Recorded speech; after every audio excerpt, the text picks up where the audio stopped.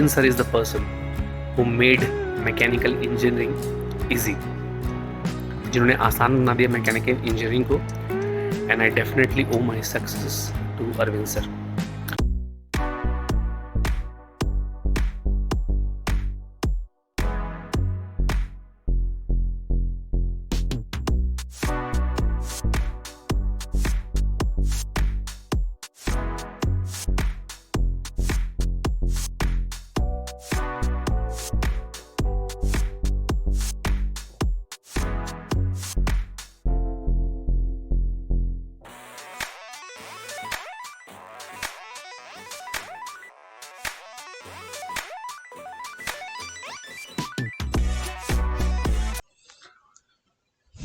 चलिए, for cylinder what was the conduction equation?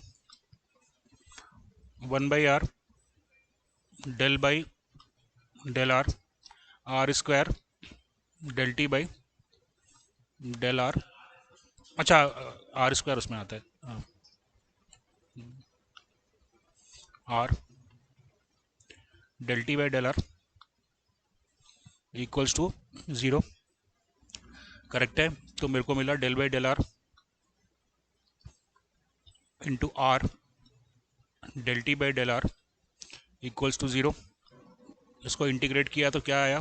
Are del T by del R equals to C1. So I got del T by del R C1 by R. दोबारा फिर से integrate कर दिया तो क्या मिला? T is equals to C1 ln R plus C2.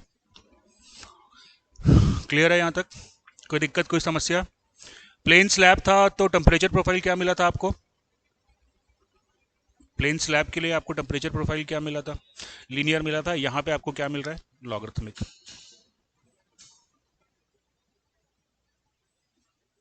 Right. चलिए, तो अब मेरे पास में इक्वेशन आ गई है. T is equals to C1 ln R plus C2. Correct है. अब बाउंड्री कंडीशन क्या होगी मेरे पास में?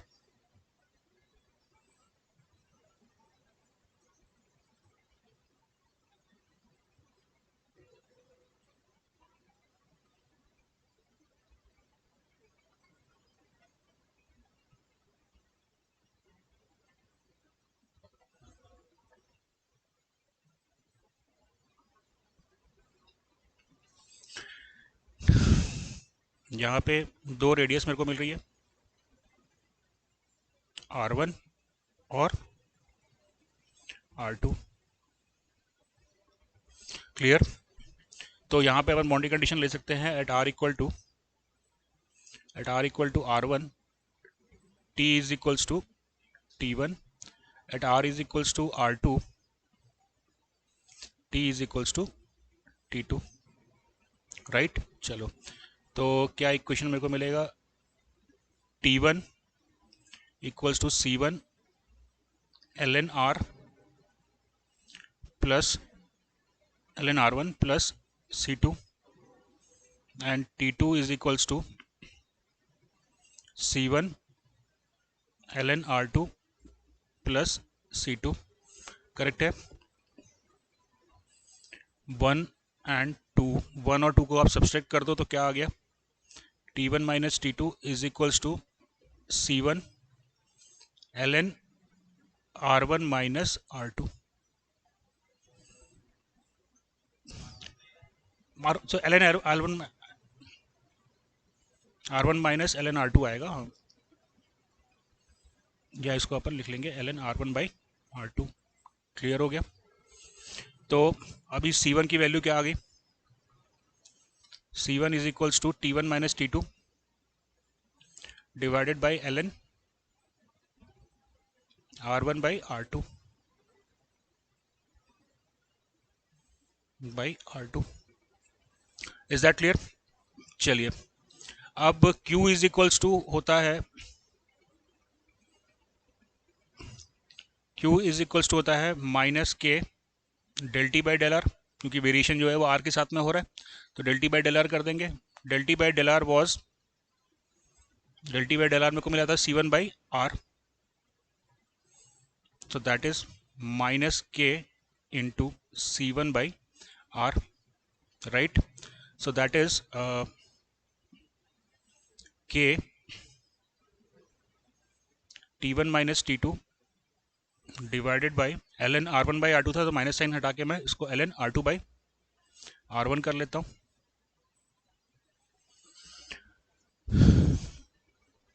Is that clear? चलिए, हाँ,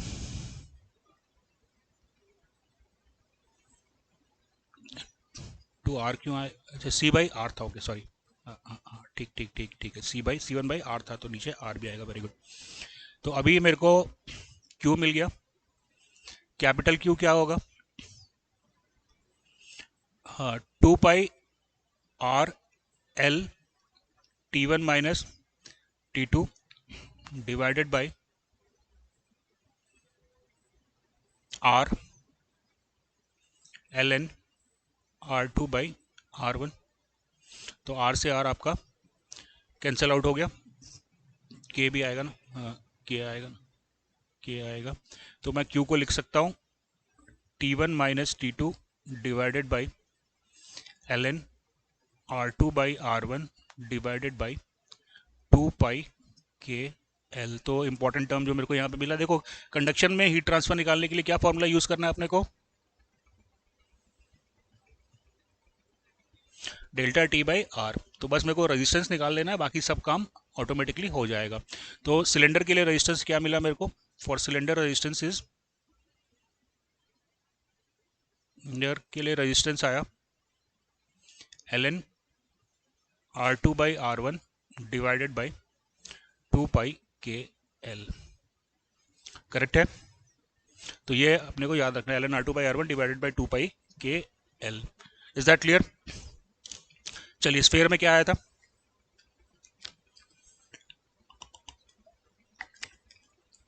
सॉल्व नहीं किया? अरे कैसे नहीं आएगा यार, तुमको मैं फॉर्मूला बताया था 1 बाई स्फीयर. फॉर्मूला मैंने आपको बताया था 1 by are square del by del r square del T by del r equals to 0. Correct है? तो क्या मिला मेरे को? R square del T by del r equals to C1. Is that clear? तो del T by del are क्या होगा? C1 by are square. Correct? तो टी क्या आ गया?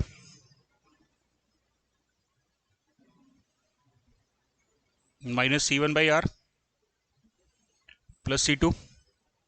तो उसमें क्या नहीं बन रहा था? लिमिट काय का लिमिट? जो सिलेंडर में किए थे लिमिट तो तब लगाओगे ना, यहाँ तो तुम C1 C2 के टर्म में सॉल्व कर रहे हो, तो लिमिट की क्या जरूरत है फिर? ये तो C1 C2 के टर्म में तुम निकाला ना इक्वेशन, तो लिमिट कहाँ से आ गया यहाँ पे पिक्चर में? चलो, अभी C1 C2 निकालना है, फिर सेम कंडीशन अपन अप्लाई करेंगे. क्या क्या बाउंड्री कंडीशन आएगा? At R equals to R1 T is equals to T1. At R is equals to R2 T is equals to T2. तो क्या इक्वेशन आ गया मेरे को? अच्छा हाँ, ये इक्वेशन क्या है? कौन से कर्व को रिप्रेजेंट कर रहा है ये?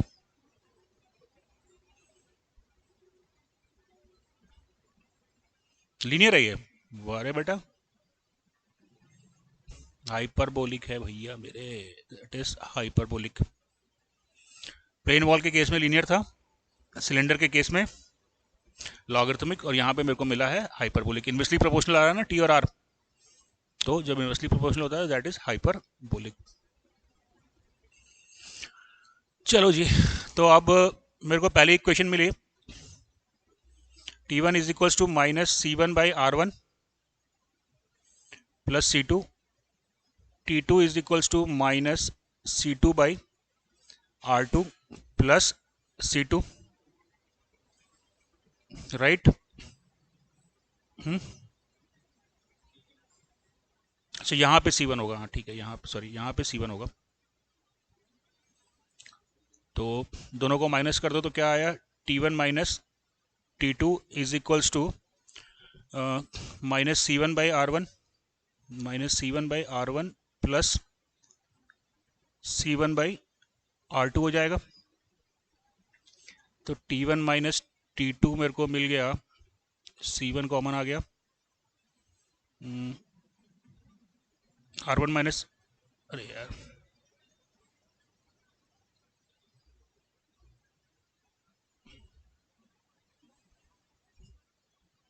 R2 माइनस R1 आएगा ना।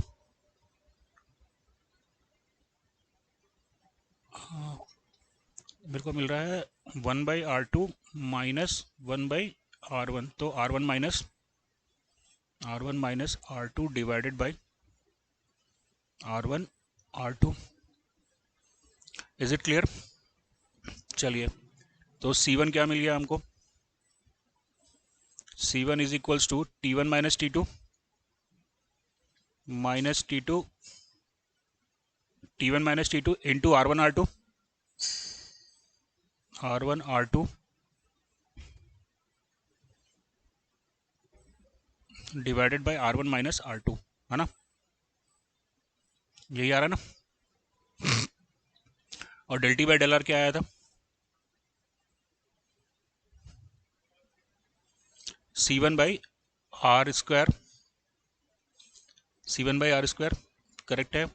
तो Q क्या मिल जाएगा मेरे को, Q मेरे को मिल गया minus k into area 4 pi R square into C1 that is T1 minus T2 R1 R2 divided by R1 minus R2। हाँ, नीचे तुम्हारा आ गया आर स्क्वायर, तो आर स्क्वायर से आर स्क्वायर कैंसिल आउट हो गया। तो Q मेरे को मिला क्या, माइनस, सॉरी, मेरे को मिल जाएगा, माइनस साइन को हटा दो आप, तो इसको आप लिख सकते हो T1 minus T2 divided by R2 minus R1, R2 minus R1,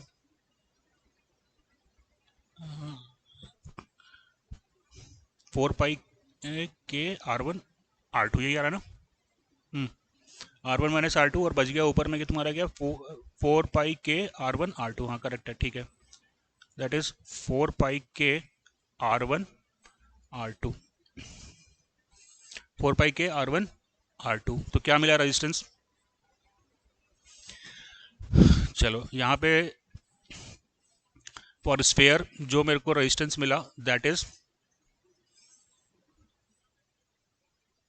R1 minus R2, R2 minus R1, बड़ा R2 था ना, R2 minus R1 divided by 4 पाई के R1 R2, करेक्ट है। प्लेन वॉल में क्या मिल रहा था रेजिस्टेंस, प्लेन वॉल में जो रेजिस्टेंस मिला था, इसी टर्म में मैं स्फीयर के रेजिस्टेंस को भी लिख सकता हूँ, L अपॉन के ए। स्फीयर के रेजिस्टेंस को मैं लिख सकता हूँ, स्फीयर के रेजिस्टेंस को मैं लिख सकता हूँ L इक्विवेलेंट डिवाइडेड बाई के ए जी एम। देखो, L अपॉन के ए का फॉर्मूला आप यहाँ पे भी यूज कर सकते हो, लेकिन यहाँ पे क्या करेंगे आप, L की जगह L इक्विवेलेंट ले लोगे, तो L इक्विवेलेंट क्या हो गया, L इक्विवेलेंट जो है वो थिकनेस हो गई आपकी, that is R2 minus R1, correct है। And what is AGM, geometric mean area of inner surface and outer surface, 4 pi R1 square into 4 pi R2 square, तो AGM क्या मिल गया, 4 pi R1 R2। Is that clear? तो bottom line है कि you have to remember the resistances, resistance याद होगा तो आपका काम बन जाएगा। चलिए अब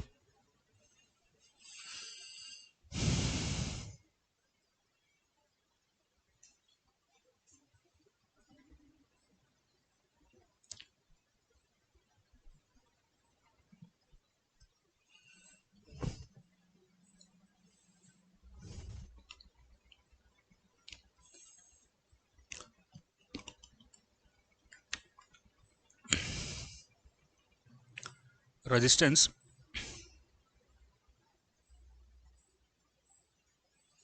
tends in series and parallel.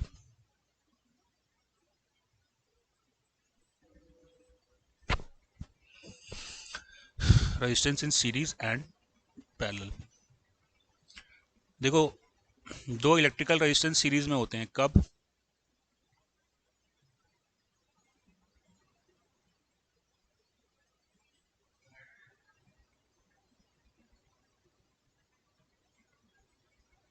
Resistance add हो जाता है, वो तो जब सीरीज में होता है तो तुम रेजिस्टेंस को ऐड कर लेते हो, करेक्ट है। जब सीरीज में होता है तो रेजिस्टेंस को आप ऐड करके इक्विवेलेंट रेजिस्टेंस निकाल लेते हो, पर सीरीज में कब मानते हो? जब, हाँ, जब करंट कांस्टेंट रहेगा। अगर सीरीज में रहेगा तो दोनों रेजिस्टेंस से सेम करंट फ्लो कर रहा है, लेकिन दोनों के अक्रॉस जो पोटेंशियल डिफरेंस मिलेगा वो अलग अलग होगा।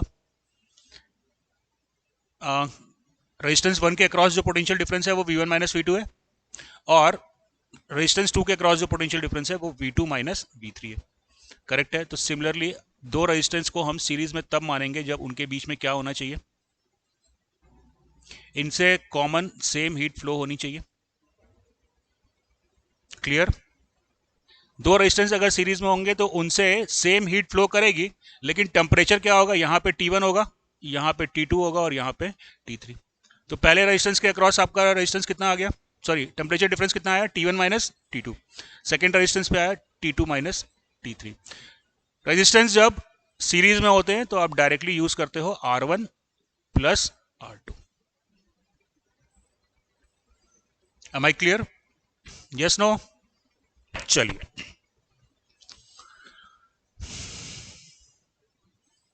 रेजिस्टेंस इन पैरेलल,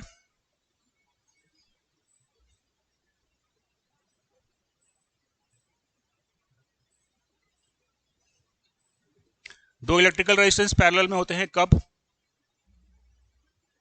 जब उन दोनों के अक्रॉस पोटेंशियल डिफरेंस सेम होता है। तो ये अपना आया V1 V2,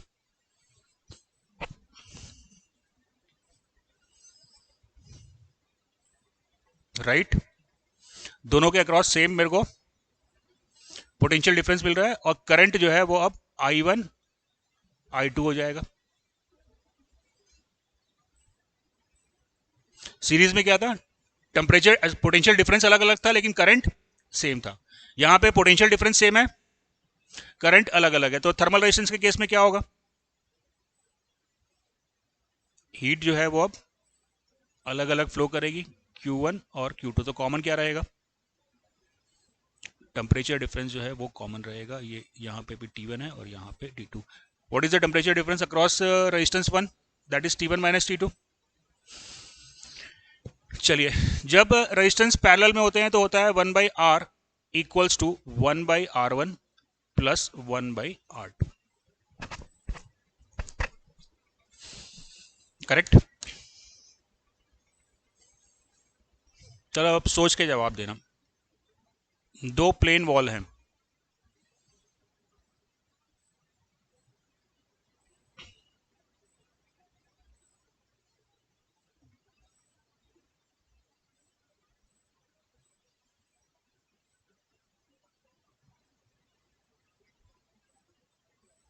सोच के जवाब देना।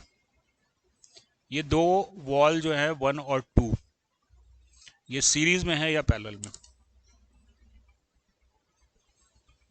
और आंसर है it could be in series, it could be in parallel.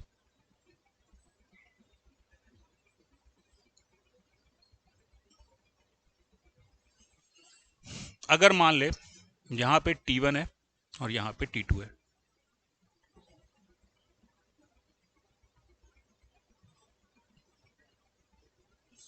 Very good. देख, अभी रेजिस्टेंस 1 के across temperature difference T1 minus T2 मिल रहा है, और रेजिस्टेंस 2 के अक्रॉस भी temperature difference T1 minus T2 मिल रहा है। दोनों रेजिस्टेंस के अक्रॉस टेम्परेचर डिफरेंस सेम है। इसका मतलब अब ये दोनों 1 और 2 जो है वो, देखो T1 T2 टेम्परेचर डिफरेंस आ रहा है तो हीट जो है वो इस डायरेक्शन में फ्लो करेगी।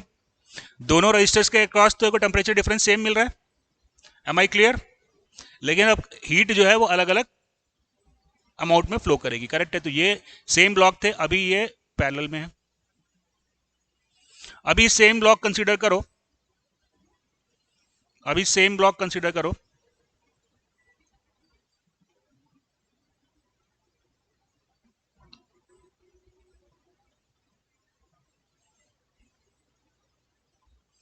यहां पे टेम्परेचर T1 है, यहां टेम्परेचर T2 है। कैसे सीरीज में? देख, हाँ, क्या होगा, टेम्परेचर जो है वो मान ले T1 से T2 की ओर फ्लो कर रहा है, करेक्ट है, तो बीच में मेरे को मिलेगा इंटरमीडिएट टेम्परेचर, राइट।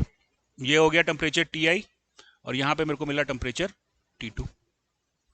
तो दोनों वॉल के अक्रॉस टेम्परेचर डिफरेंस अलग अलग आ रही है, इसका मतलब दोनों वॉल सीरीज में है। अब क्या होगा, जितनी हीट यहां से इस फेस पे आई है, जितनी हीट हम बात कर रहे हैं स्टडी स्टेट की, तो जितनी हीट इस फेस पे आएगी Q, उतनी ही हीट जो है वो इस फेस से बाहर जाएगी, यानी कि दोनों रजिस्टर से same amount of heat flow करेगा। Am I clear? तो दो रजिस्टर्स सीरीज में होंगे कब?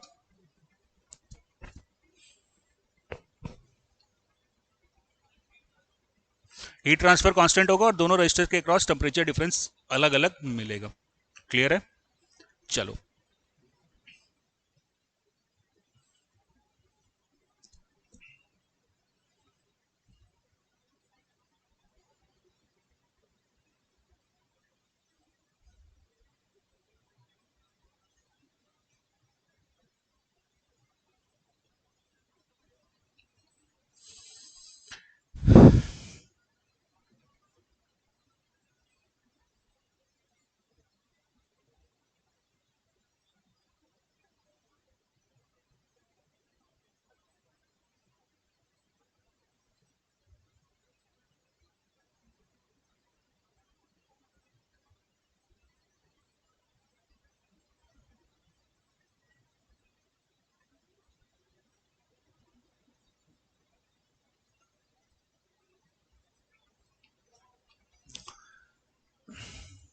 यहां पे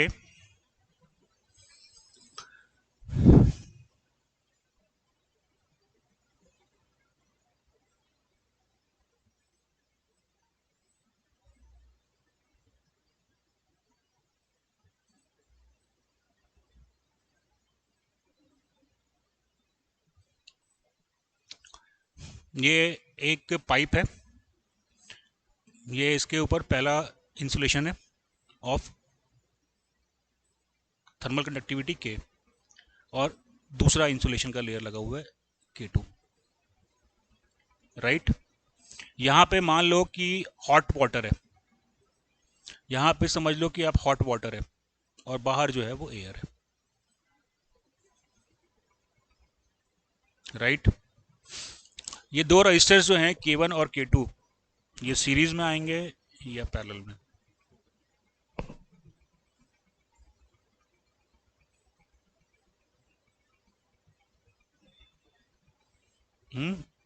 पैरेलल में। क्यों बेटा पैरेलल में क्यों आएंगे? क्या?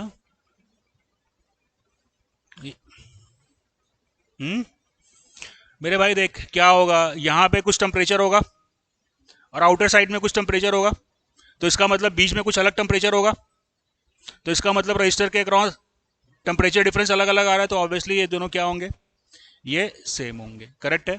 अभी देखो, मान लो, अब यहां पे ध्यान देना मेरे को कि ये जो सरफेस है, इनर सरफेस का टेम्परेचर आपको दिया है T1 और आउटर सरफेस का टेम्परेचर आपको दिया है T2, करेक्ट है। आपको हीट ट्रांसफर निकालना है, तो अब आपको क्या निकालना पड़ेगा, T1 T2 आपको दे दिया है, you have to calculate a thermal resistance. क्या होगा थर्मल रेजिस्टेंस, बोलो?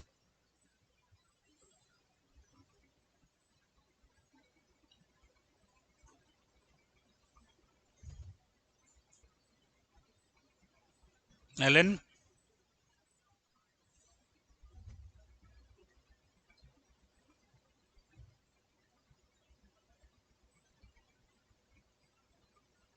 यार तू तो रहने दे, पता नहीं कौन सा फॉर्मूला है। ln R2/R1 divided by 2πKL है ना, ln R2/R1 divided by 2πKL, बस इतना ही होगा।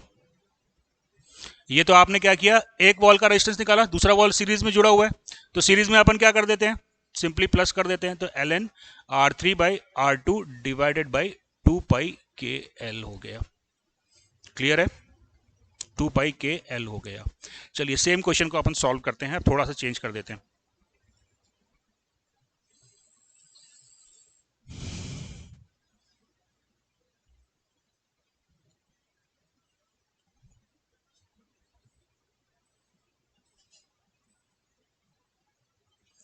अभी जो हमने क्वेश्चन सॉल्व किया था उसमें T1 और T2 क्या था? सरफेस का टेम्परेचर था। अभी T1 जो है वो वाटर टेम्परेचर है, that is the temperature of water जो इस पाइप के अंदर है, करेक्ट है। और T2 जो है वो एयर का टेम्परेचर है बाहर का, that is the ambient temperature. Now tell me what will be the resistance. कितने रेजिस्टेंस अब मेरे को कंसीडर करने पड़ेंगे?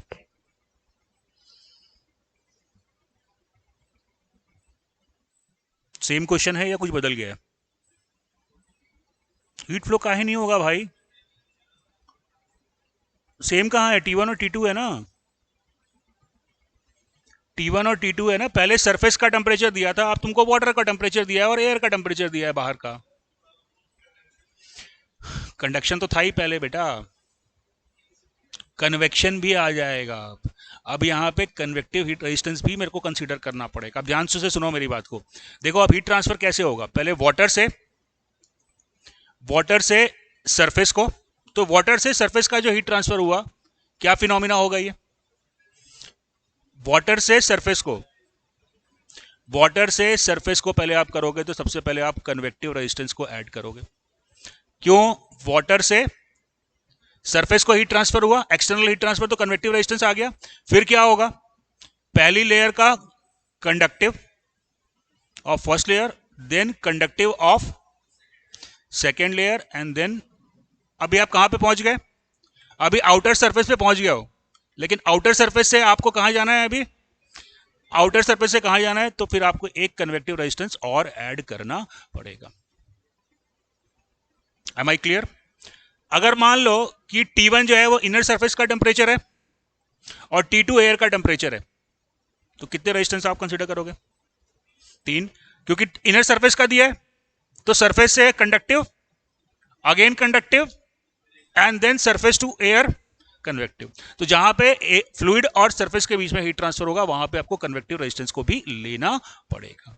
अब ये कन्वेक्टिव रेजिस्टेंस होगा कितना? What is convective heat transfer? H A into T1 minus T2, correct है। तो क्या लिख सकते हैं इसको अपन? T1 minus T2 divided by 1 upon h A, correct है। तो convective resistance is equals to 1 upon h A, 1 upon h A, correct है। अब यहां पे आप एक पॉइंट ऐड कर सकते हो नोट में कि if H is not given, if H is not given,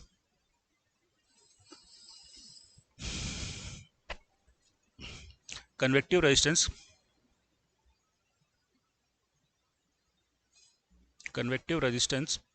can be neglected.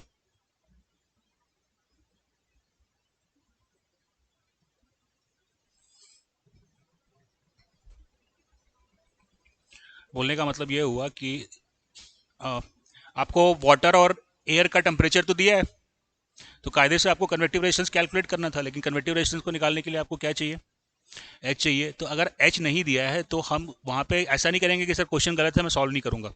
वहाँ पे हम ये समझ सकते हैं कि जो कन्वेक्टिव रेजिस्टेंस है वो कंडक्टिव की तुलना में निग्लिजिबल है, तो हम उसको निग्लेक्ट करेंगे। Is that clear? H अगर दिया हुआ है तो आपको कंसिडर डेफिनेटली करना पड़ेगा। H नहीं दिया है तो आपको टेंशन लेने का नहीं है कि सर H नहीं दिया है तो क्वेश्चन सॉल्व कैसे करूंगा। आप सॉल्व कर सकते हो, बाकायदा सॉल्व कर सकते हो, लेकिन आपको वहाँ पे ये एज्यूम करना पड़ेगा कि कंडक्टिव रेजिस्टेंस जो है वो कंडक्टिव की तुलना में निग्लिजिबल है। Am I clear? तो अभी तक जो डिस्कस किया वो क्लियर है? चलो फटाफट कुछ क्वेश्चन सॉल्व करते हैं।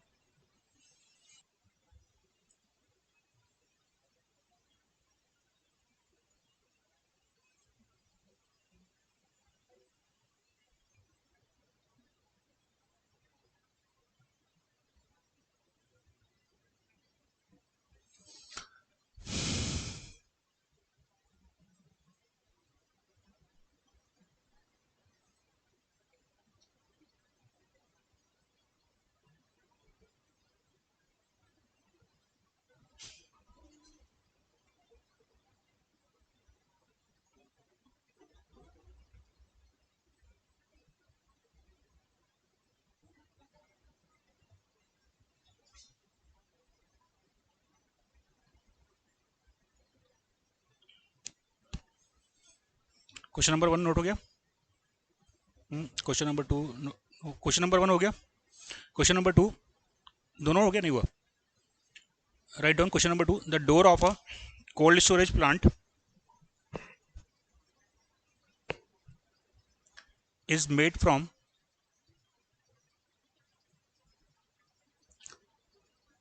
2 6 mm thick glass sheets, 2 6 mm thick glass sheets separated by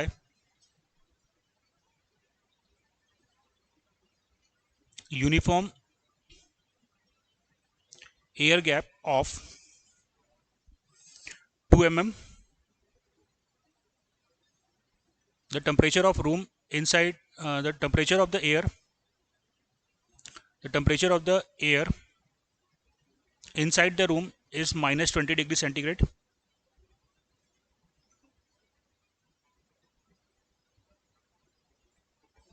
and ambient air temperature is 30 degree centigrade.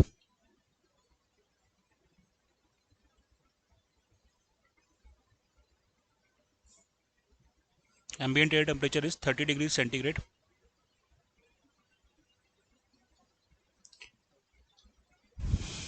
Heat transfer coefficient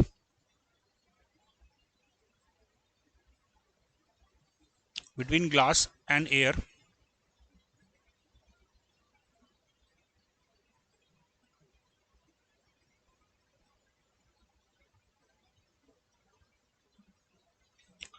(23.26 watt per meter square Kelvin).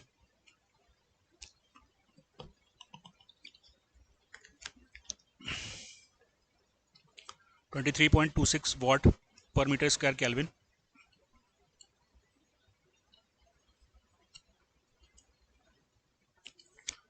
K of glass 0.75. K of glass 0.75. K of air 0.02. Neglect the convection effect. Neglect the convection effect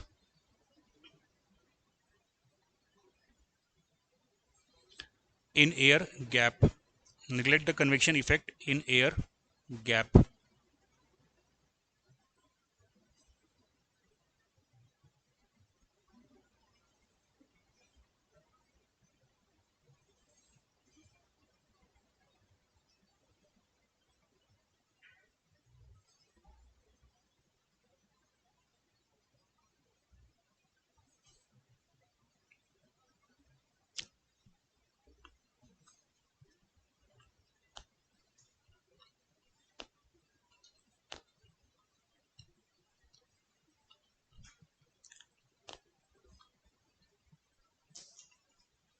Write down the question.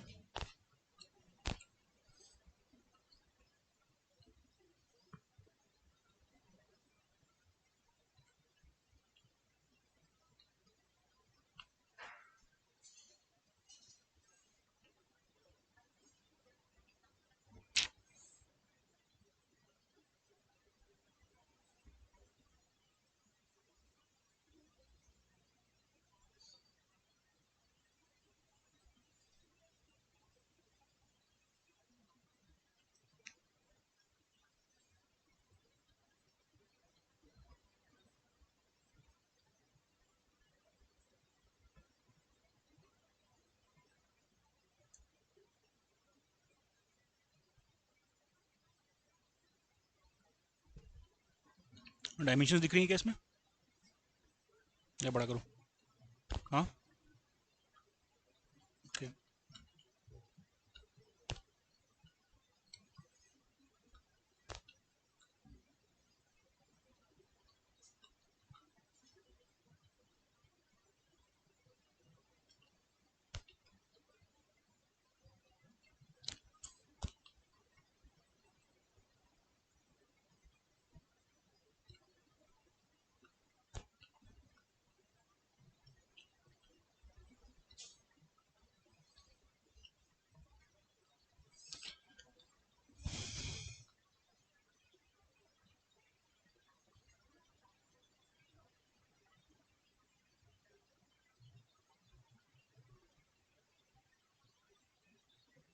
ठीक है, इसको मैं बाद में लगा दूंगा screen पे diagram को। अभी नेक्स्ट क्वेश्चन नोट कर लो।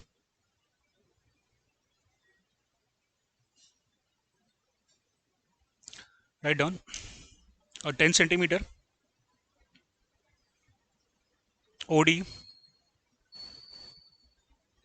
steam pipe carrying saturated steam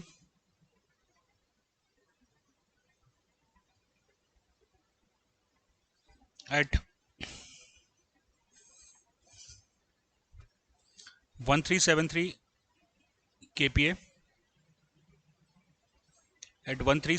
kPa is lagged to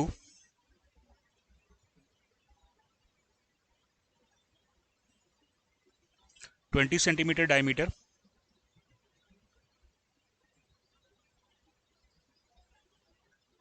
with magnesia conductivity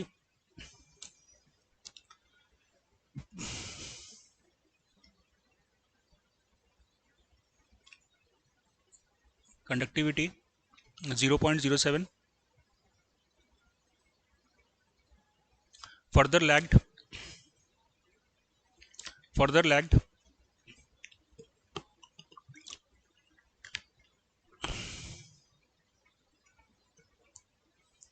further lagged with laminated asbestos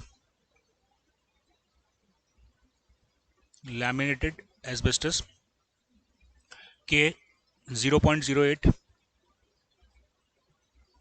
asbestos 0.08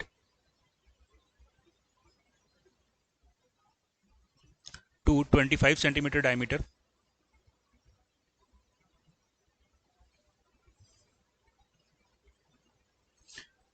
The whole pipe is further protected by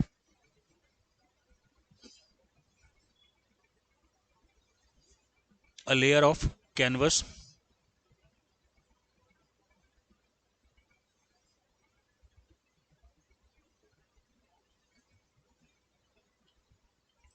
if the temperature under the canvas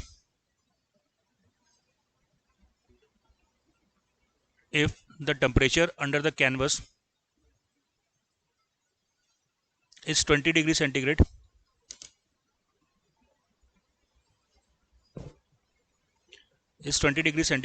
find the mass of steam condensed in 12 hour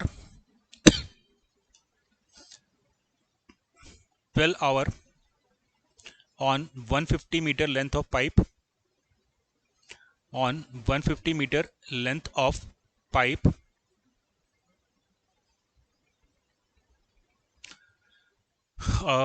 latent heat of vaporization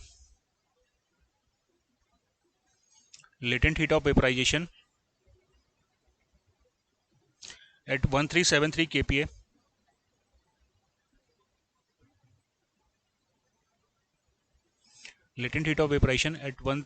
kPa is 1963 kilojoule per kg. 1963 kilojoule per kg. चलिए let's try to solve the problem. हो गया ना चारों question note? कहीं कोई doubt question में? ठीक है, चलो सॉल्व करो फटाफट।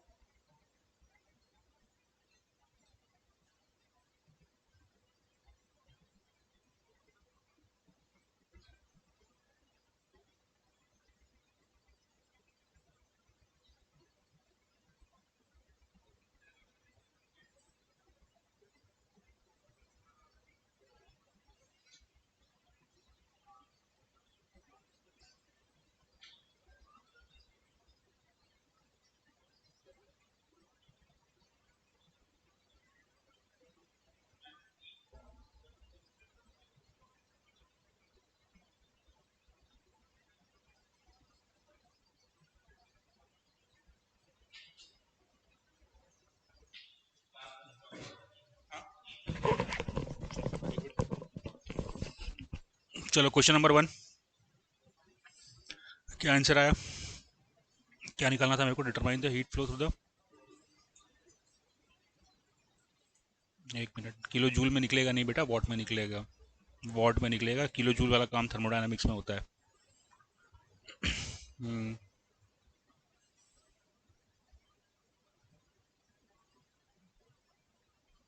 क्वेश्चन नंबर था,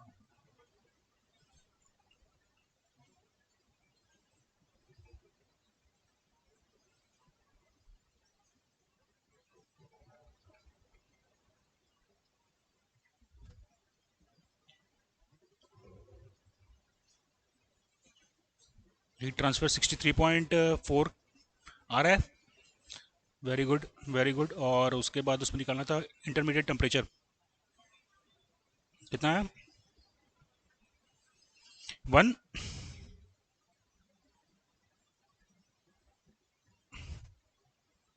टेम्परेचर आया है, एक मिनट बता रहा हूँ। तो स्पेरिकल सिस्टम 141.5 डिग्री सेंटीग्रेड आया है सबका आंसर। कोई दिक्कत, कोई समस्या, कोई परेशानी? चलिए क्वेश्चन नंबर,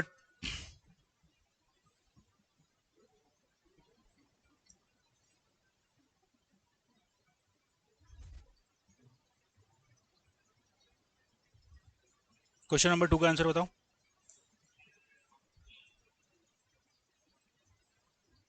नहीं है, 248 is the right answer. 248 what पर मीटर स्क्वायर। रेजिस्टेंस गलत कैलकुलेट किए हो, रेजिस्टेंस गलत किए हो, और तो कुछ है नहीं इसमें। क्या बोल रहा है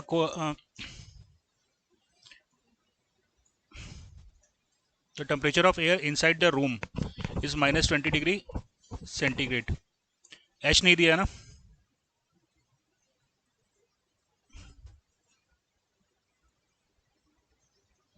तेरा कैसे सही आंसर आ गया रे? अच्छा, एच दिया है ना क्वेश्चन में?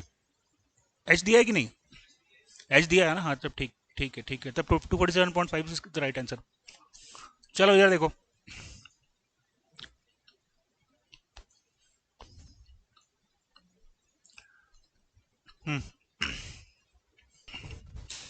यहाँ पे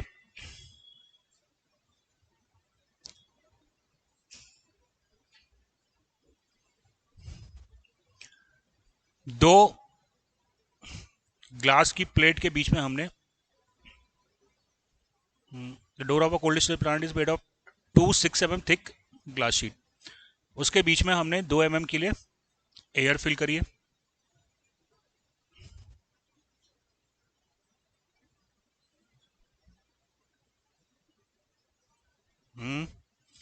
ये है ग्लास एयर, इधर देखो, चलो, ग्लास एयर ग्लास, करेक्ट है। अब यहां पे तुमको एयर का टेम्परेचर दिया हुआ है कितना? -20 डिग्री सेंटीग्रेड एयर का टेम्परेचर है, और बाहर का टेम्परेचर, बाहर का टेम्परेचर है 30 डिग्री सेंटीग्रेड, राइट। तो सबसे पहले एयर टू ग्लास होगा, करेक्ट है। तो इसमें मेरा जो हीट ट्रांसफर आ गया वो है 30 -20 टेम्परेचर डिफरेंस। अब पहला रेजिस्टेंस देखो, एरिया दिया है कि पर यूनिट एरिया, तो 1/h, 1/h आया। कहाँ लिखा है निगलेक्ट करना था?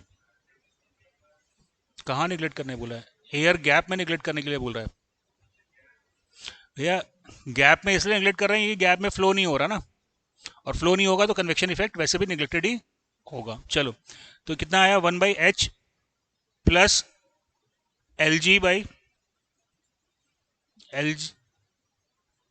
के जी मल्टीप्लाइड बाई 2, 2 ग्लास की शीट थी, plus LA by KA and plus 1/h। H दोनों साइड में सेम दिया हुआ है, करेक्ट है। तो जो यहाँ पे आंसर आ रहा है हीट फ्लो दैट इज 247.5 वाट पर मीटर स्क्वायर बन गया ये। Yes no? क्वेश्चन नंबर 3 का आंसर बताओ। क्वेश्चन नंबर 3 का आंसर बोलो। एक minute.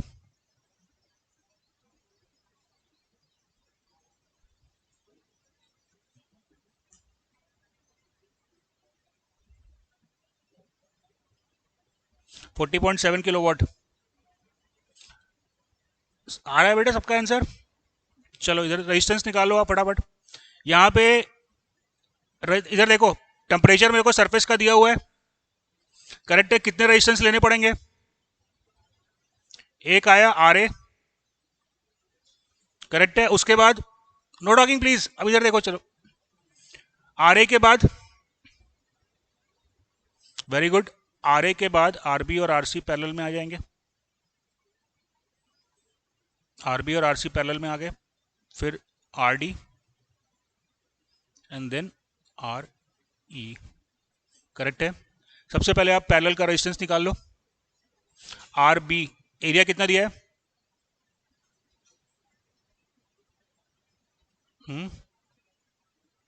Zoom 1 dimensional 1 metre square अपने को एरिया दिया हुआ है ना। चलो अब पहले आर बी निकालो।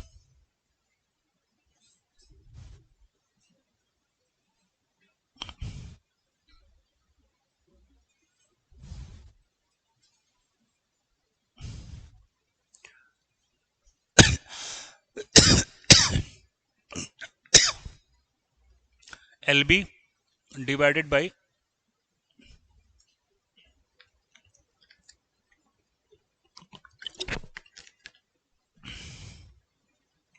के B into area of B. अब यहां पे ध्यान रखो एरिया ऑफ बी आपने क्या लिया है। हाँ, एरिया ऑफ बी जो है वो आपका हो जाएगा 0.5, क्योंकि टोटल 1, हाँ। तो लेंथ मेरे को दिया हुआ है, लेंथ मेरे को दिया है, के बी मेरे को दिया है, करेक्ट है। तो आर बी आ रहा है रेजिस्टेंस,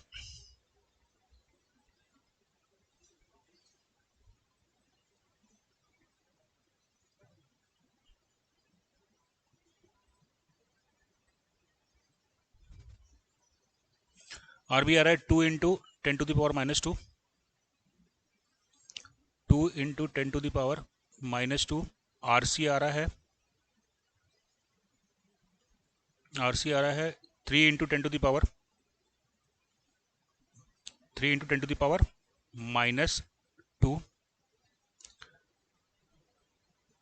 हाँ, क्लियर है। अब अपन आरबीसी का इक्विवेलेंट रेजिस्टेंस निकाल लेते हैं। तो आरबीसी का इक्विवेलेंट रेजिस्टेंस क्या होगा? 1/RBC equals to 1/RB plus 1/RC, तो that is equals to RBC पूछ रहा। हाँ, कितना आ रहा है? पॉइंट यहाँ पे आया था तुम्हारा 0.02 और यहाँ पे आया था, हाँ ठीक है, 0.012, करेक्ट है। तो अब आपको क्या मिल गया? आरबीसी निकल गया। अब सिंपली आपको आर ए, आर डी और आर ई निकाल के ऐड कर देना है। Question is solve. Temperature difference आपको क्वेश्चन में दिया हुआ है। Question number 4। चलो ठीक है, फिर इसको ट्राई करके आना, कल डिस्कस करेंगे।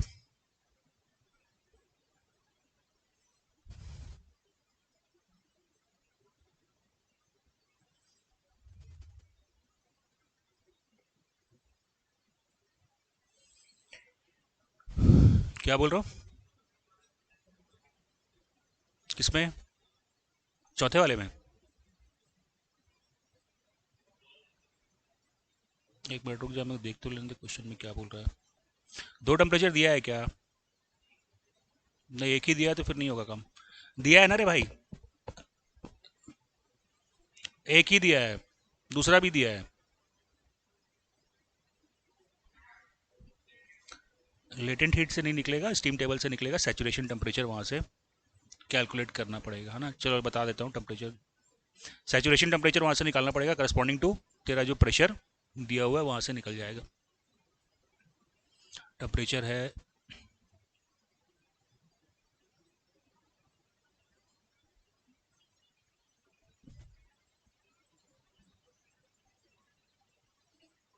नोट कर लो, टेम्परेचर 467 केल्विन, 467 केल्विन।